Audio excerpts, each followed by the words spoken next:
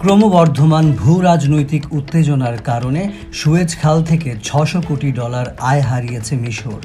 এ তথ্য দিয়েছেন দেশটির president Abdel Fattah al CC. সর্বশেষ 8 মাসে এই রুট থেকে আয় কমেছে অন্য যে কোনো সময়ের তুলনায় 50 থেকে 60%। ইউরোপ ও এশিয়ার মধ্যে যোগাযোগের সংক্ষিপ্ত জলপথ সুয়েজ খাল বিশ্ব বাণিজ্যের জন্য গুরুত্বপূর্ণ রুট হিসেবে বিবেচিত। এটি মিশরের বৈদেশিক মুদ্রার অন্যতম উৎস।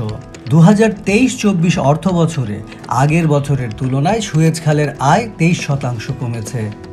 30 জুন শেষ হওয়া 12 মাসে মোট আয় ছিল $720 কোটি, যা আগের বছরের একই সময়ের $940 কোটি থেকে কম। একই সময়ে গুরুত্বপূর্ণ এই শিপিং রুটের মধ্যে জাহাজ চলাচল উল্লেখযোগ্য হারে কমেছে। 2023-24 অর্থ বছরে 20,148টি জাহাজ সুয়েজ খাল হয়ে 100 কোটি টন পরিবহন করেছে।